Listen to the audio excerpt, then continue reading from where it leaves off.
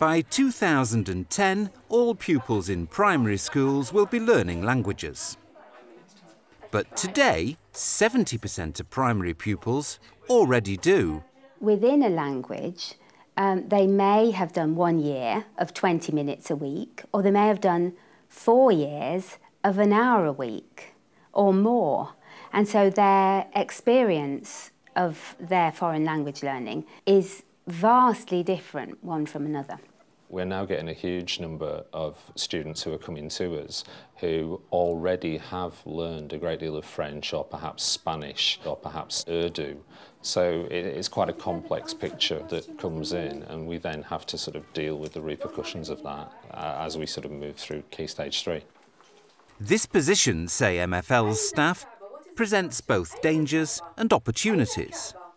We might even be putting them off because there's quite a big issue here, which is that you can cover the same old ground over and over again if you're not careful. So in primary school, they'll learn how to introduce themselves and ask how someone is and talk about the contents of their pencil case, which is very thrilling. And then, if you're not careful, they'll come into Key Stage 3 and do exactly the same again. And we noticed that was becoming really a very boring thing for them. And far from harnessing the enthusiasm they had, it was making them really switched off languages. But it is possible that a switch off can become a turned on. We can improve the interest level of the topics that we teach at secondary school, and we can improve the language learning skills so that pupils feel empowered to learn more languages, and perhaps English-speaking people will actually start wanting to learn other languages and thinking they can. So how are MFL's staff at Bellevue Girls' School in Bradford heightening the opportunities and avoiding the dangers?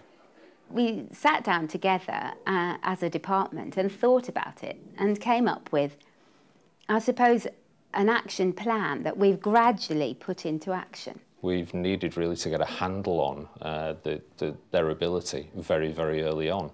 And that's constantly changing in a way, because as 2010 approaches, there are a larger and larger number of primary schools that are taking on board the primary languages strategy. And as a result, our job on entry into Year 7 can be quite complicated and quite challenging, really. What we're trying to do is to set the Year 7 as soon as they come into the school. And we do that by testing them in 4 languages: French, Spanish, Arabic and Urdu. Right, girls, so I'm going to give you one of the 4 exams that you'll be sitting. This is a writing exam. So remember to write the best French that you possibly can. And remember, it is an exam, so you need to think of it as a proper exam. They are then setted as a result of those test results. And we find that children, unsurprisingly, children who've learnt French in the primary school tend to go in the top sets for French, and those who've learnt Spanish tend to be in the top sets for Spanish, and the same with previous experience of Arabic and Urdu. Setting based on existing knowledge and experience of the language clearly seems to make sense. But as one problem is solved, another emerges. I think really, yeah. I mean, there are still some issues. I mean, clearly we would have liked all of the students to have moved over to the 3 lessons of language a week in one language. The problem was that the staffing pattern simply didn't fit that. We obviously have prior knowledge now for the coming year, and I think we will stay with this for the next couple of years to actually try and maintain the pattern. And obviously we'll start next year with the idea that we want a teacher to be available to teach 3 lessons to that particular year group.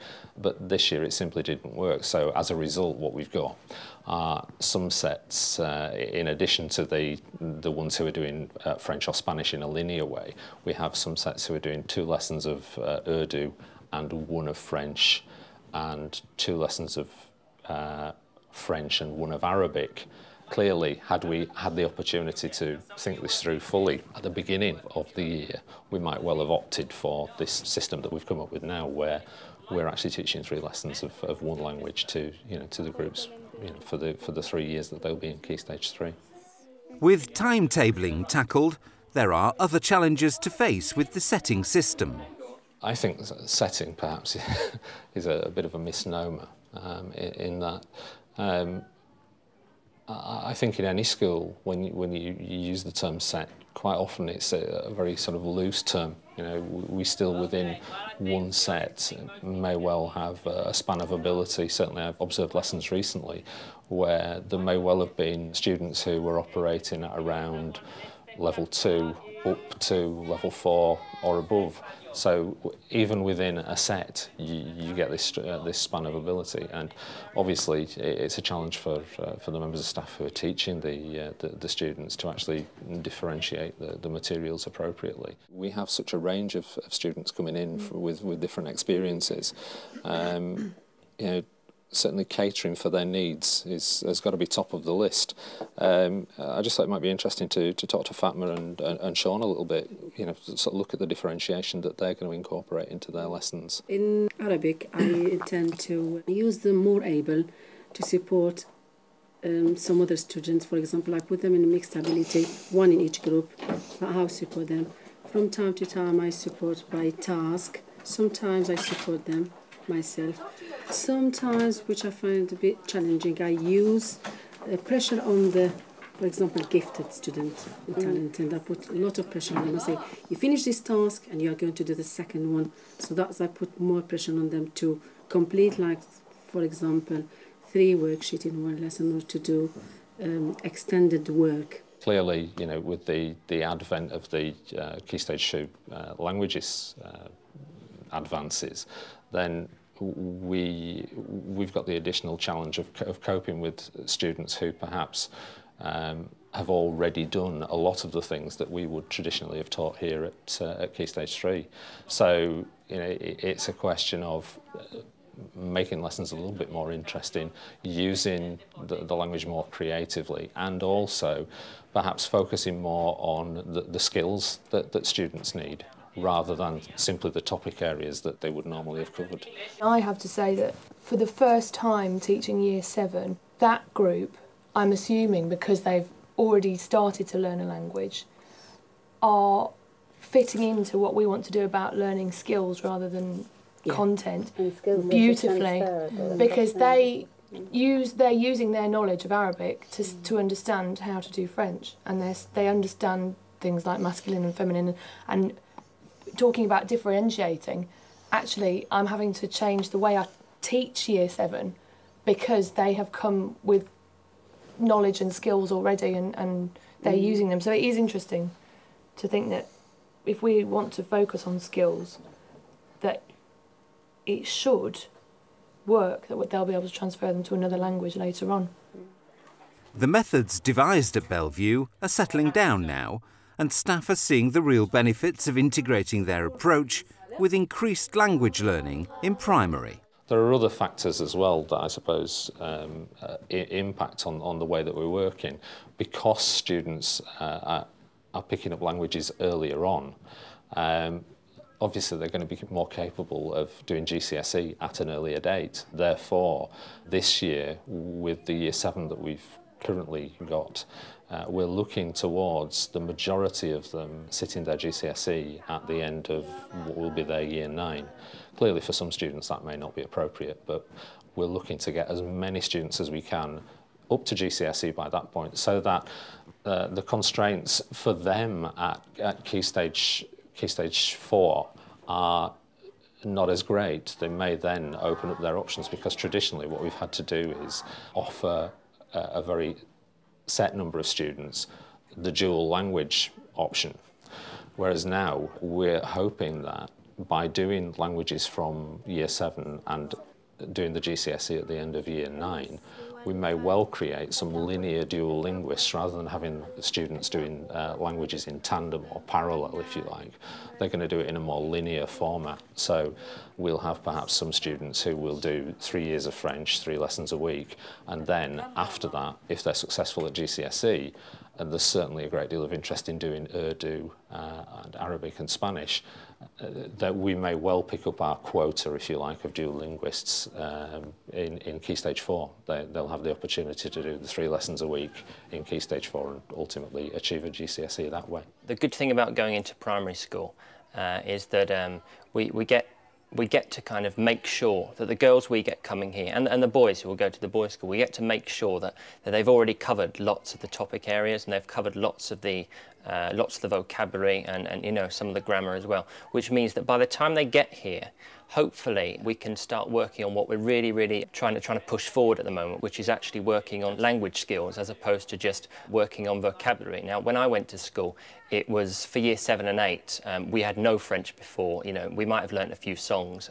but basically that was it. So when we came in, we had to learn the vocabulary from scratch as well as working the language skills. There are 4 students in my group who are, by a good 10%, generally above the others in the class. Now, 3 of them have done Spanish before, and another is a Slovak girl who has learnt English very recently, and she has language skills. She's got the skills that we're looking for already. So what I'm going to do is, they're starting a new topic tomorrow, which is going to be school subjects, but the actual lesson objective is how to recognise cognates and how they can be useful for language learning. So instead of all of the class sitting down, and including the girls who already know the vocabulary, what we're going to have is we're going to have these 4 girls who will be actually up at the front presenting the vocabulary to the rest of the class. So while the others are sitting there trying to work out what it is, these girls will be practicing their pronunciation, and one of them is actually going to be out of the room. And what we're going to do is we're going to have a mix of pictures and letters on the board, and Mariam's hopefully going to come in and arrange them, and we're going to say, okay, well, Mariam, how do you know that la historia goes with this picture? And she can go, well, okay, that word looks like history. Okay, whereas the others will be scribbling it down because they've never seen it before. Okay, so that's how I'm going to differentiate for that lesson. If our girls don't have to learn the vocabulary, if they've already known it, and that gives us a massive chance to kind of really work on language skills, which will hopefully translate into good GCSE grades. And you know, it's obvious that the girls that I teach are much better at language than I was at year 7 because they've had experience of it before. So, you know, it's only a good thing that we can kind of go into the schools and get that experience. So it's good for us and it's good for the kids as well. If you had to give an answer, okay, what is a cognate, what would you say? Mariam, what would you say a cognate is? A cognate is a word that sounds the same or looks the same. You are an absolute star. I think that's probably what they say in the dictionary. A cognate is a word that sounds the same and looks the same. So, what I'd like you to be aware of is some cognates are really easy to spot, okay? So like this one, Aisha, la geografía, no sheen, la geografía is obviously geography. That looks just like it, doesn't it? Well, I think primary languages and the spread of primary language teaching is a huge opportunity. And we need to build on it to make it the right base for secondary languages. And I do think that if we do that, we will encourage language learning to continue right through to A-level, or dare I say, the International Baccalaureate.